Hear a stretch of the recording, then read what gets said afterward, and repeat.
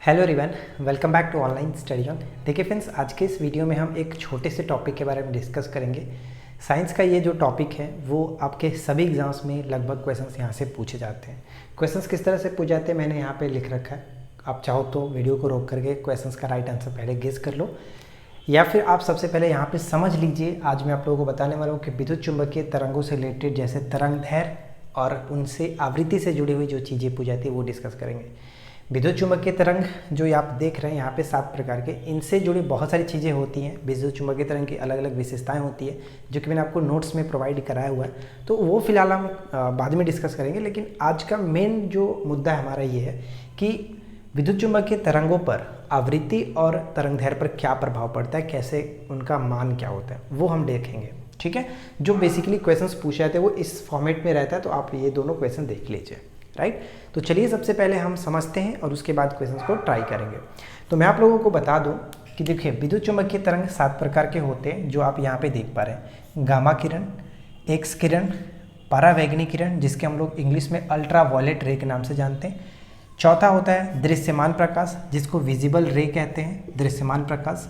पाँचवा होता है अवरक्त किरण जिसे हम लोग इंफ्रारेड कहते हैं इंग्लिश में।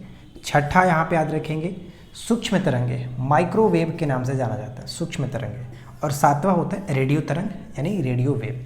तो यही 7 प्रकार के विद्युत चुंबकीय तरंग होते हैं और दोनों में डिफरेंसेस क्या होता है, जैसे आवृत्ति और तरंगदैर्घ्य, इनसे जुड़ी हुई क्वेश्चन पूछे जाते हैं कि निम्न में से सबसे लंबी तरंगदैर्घ्य कौन सी है, किसकी है, यानी निम्नलिखित विद्युत चुंबकीय तरंगों में से किसकी तरंगदैर्घ्य सबसे ज़्यादा है, किसका तरंगदैर्घ्य सबसे कम है, या फिर किसका आवृत्ति सबसे ज़्यादा है, किसका आवृत्ति सबसे कम है। या फिर आपसे ये पूछा जाएगा कि निम्नलिखित विद्युत चुंबकीय तरंगों को उनके तरंगदैर्घ्य के बढ़ते क्रम में सजाइए, आवृत्ति के घटते क्रम में सजाइए। तो सबसे पहले आपको समझना ये होगा कि इनका क्रम कैसे होता है, कैसे बढ़ता है, कैसे घटता है। ठीक है, जब तक ये समझ में नहीं आएगा तब तक आप सजा नहीं पाएंगे। तो इनको समझने के लिए मैं आपको आज एक छोटा सा ट्रिक देता हूँ। ट्रिक आप यहाँ पे ध्यान से समझिएगा। आप ट्रिक को जैसे याद रखना है याद रख सकते हैं, लेकिन मेरा एक सिंपल सा ट्रिक ये है जैसे हमने याद रखा है, चाहो तो आप याद रख सकते हो। देखिए GX UV Imran, GX UV Imran, बस एक छोटा सा लाइन मतलब याद रखना है। G से गामा याद रखेंगे, X से हमारा किरण हो जाता है, गामा की X मतलब GX। ठीक है, जैसे आप GF बोलते हैं तो उसी तरह से GX बोलिए, GX UV। UV मतलब यहाँ पे UV को तोड़ोगे तो आप ऐसे मत सोचना कि UV का मतलब अल्ट्रा वायलेट, ऐसे नहीं। U का मतलब होगा अल्ट्रा वायलेट और V का मतलब होगा विजिबल रे। ठीक है, यानी कि 7 प्रकार के होते हैं, तो 1 2 3 4 5 6 7। ठीक है, ये टोटल 7 हो जाते हैं। अब हम यहाँ पे समझते हैं कि इनका आवृत्ति का बढ़ता क्रम क्या है, तरंगदैर्घ्य का बढ़ता क्रम क्या है। तो मैं आपको बता दूं कि अगर हम इस लाइन को इस तरह से लिख देते हैं GX UV इमरान, और अगर हम दाहिने तरफ यानी राइट साइड की तरफ बढ़ेंगे तो इनका बढ़ता हुआ क्रम सजाया गया है। बढ़ता हुआ क्रम मतलब कि सबसे कम जो तरंगदैर्घ्य होगा वो आपका गामा किरण का होगा, क्योंकि सबसे स्टार्ट होगा तो सबसे कम होगा। जैसे जैसे हम आगे बढ़ेंगे राइट साइड की तरफ उसका तरंगदैर्घ्य बढ़ता जाएगा, यानी सबसे कम गामा किरण का तरंगदैर्घ्य होगा और सबसे ज़्यादा रेडियो वेव का तरंगदैर्घ्य ज़्यादा होगा, यानी रेडियो जो तरंग है वो सबसे ज़्यादा इसका तरंगदैर्घ्य होगा। अब क्या होता है कि GX UV इमरान हमने याद कर लिया, आपने तरंगदैर्घ्य समझ लिया कि तरंगदैर्घ्य ये उल्टा होता है, मतलब तरंगदैर्घ्य का बढ़ता क्रम ये है। अगर आपसे पूछ ले कि आवृत्ति का उल्टा क्रम क्या है, तो आप एक रिलेशन जानते हैं V बराबर n लेमडा, V बराबर n लेमडा। ये चीज़ आपने पढ़ा है, V बराबर n लेमडा।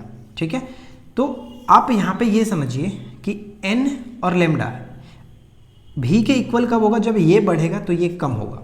ठीक है, कहने का मतलब जैसे कि देखिए यहाँ पे अगर हम 8 रखते हैं, 8 बराबर 2 गुने 4 या फिर 8 बराबर 4 गुने 2, तो कहने का मतलब ये हुआ कि अगर लेमडा का मान ज़्यादा होगा तो मतलब कि तरंगदैर्घ्य का मान ज़्यादा होगा तो आवृत्ति का मान कम होगा। अगर आवृत्ति का मान ज़्यादा करते हैं तो तरंगदैर्घ्य का मान कम होगा, तभी तो जाकर के लेफ्ट साइड में इक्वल हो रहा है। तो बस आपको ये समझना है कि जिसका तरंगदैर्घ्य ज़्यादा हो रहा है वो अगर हम आवृत्ति की तरफ बढ़ेंगे तो वो कम होगा।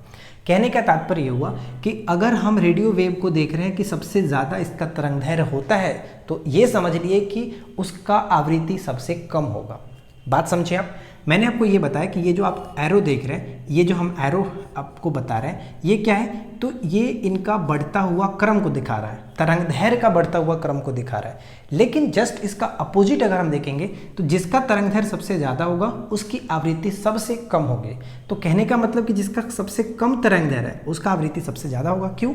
क्योंकि आप यहाँ पे देख रहे हैं एरो, क्यों यहाँ पे देखिए रेडियो तरंग का सबसे कम आवृत्ति, उसके बाद सूक्ष्म तरंग का आवृत्ति ज़्यादा माइक्रोवेव का, उसके बाद उससे थोड़ा सा आवृत्ति बढ़ेगा इंफ्रारेड का, विजिबल रे का, उसके बाद अल्ट्रा वायलेट रे, एक्स किरण, और सबसे ज़्यादा जो आवृत्ति होगा वो गामा किरण का होगा। और इसी अगर इसका उल्टा देखें तरंगदैर्घ्य के कंडीशन में, तो गामा किरण का तरंगदैर्घ्य सबसे कम होगा, जबकि इसका अपोजिट में आप देखोगे गामा किरण का तरंगदैर्घ्य सबसे कम, लेकिन इसका रेडियो वेव का तरंगदैर्घ्य सबसे ज़्यादा होगा। तो उम्मीद है कि आपको ये चीज़ समझ में आया होगा। ये जो चीज़ मैंने आपको बताया कि लेफ्ट और राइट दोनों बराबर होगा, तो अगर एक का मान बढ़ता है दूसरे का मान घटेगा, तभी तो जाकर के लेफ्ट साइड में इक्वल कर पाएगा। जैसे हमने देखा कि अगर हम आवृत्ति को कम करते हैं तो लेमडा हमारा जो है यानी तरंगदैर्घ्य का मान बढ़ रहा है, उसी तरह से अगर हम तरंगदैर्घ्य को कम कर रहे हैं तो आवृत्ति का मान बढ़ाना पड़ेगा, तब जाकर के इक्वल होगा। तो सेम कंडीशन यही होता है कि आवृत्ति का बढ़ता क्रम ये होगा और तरंगदैर्घ्य का बढ़ता क्रम ये होगा, यानी जिसका तरंगदैर्घ्य ज़्यादा है उसका आवृत्ति कम है, ठीक है, और जिसका तरंगदैर्घ्य कम है उसकी आवृत्ति ज़्यादा है। बस यही आपको समझना है। आई होप कि समझ में आ गया होगा। अब इस बेस पे हम क्वेश्चंस को अगर हम सॉल्व करना चाहें तो कैसे करेंगे। निम्न में सबसे लंबी तरंगदैर्घ्य किसकी है, तो तरंगदैर्घ्य के बाद पूछा जा रहा है बस हमें राइट साइड की तरफ बढ़ना है, GX UV इमरान। तो अगर हम इसको बैठाएंगे तो आप यहाँ पे देखोगे, ऑप्शंस पे देखो, सूक्ष्म तरंग है यानी सबसे पहले तो आपका गामा होता है और सबसे लास्ट में रेडियो तरंग होता है, ठीक है।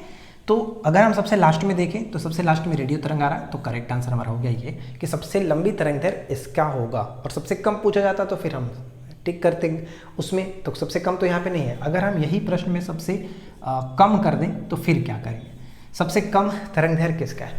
तो अब हमें देखना पड़ेगा कि सबसे पीछे कहाँ पे, यानी गामा किरण के सटा हुआ कौन आ रहा है। तो गामा किरण के सटा हुआ हमारा एक्स किरण आएगा, एक्स किरण ये सबसे कम हो जाएगा। तो बस समझना ये है, एरो अगर आपको समझ में आ गया तो आप आराम से कर सकते हो। ठीक उसी तरह से सेकंड क्वेश्चन को आप सॉल्व कर सकते हैं कि सबसे अधिक आवृत्ति किसकी है। आप जल्दी से कमेंट करके बताइए कि इसका आंसर क्या होगा। अब मैं आपके ऊपर छोड़ता हूँ, इसका राइट आंसर आपको खुद से गेस करना है कि सबसे अधिक आवृत्ति किसकी होगी। अगर आप यहाँ तक वीडियो को देखें, समझ में आ गया तो आप लोग कमेंट करके बताइए कि सही आंसर क्या होगा। अगर आपको पसंद आया, अच्छा लगा तो प्लीज़ वीडियो को लाइक करिए, चैनल को सब्सक्राइब कर लीजिए इस तरह के डेली टॉपिक वाइज वीडियोस के लिए। तो मिलते हैं नेक्स्ट वीडियो में नए टॉपिक के साथ। Thanks for watching, keep learning, have a good day.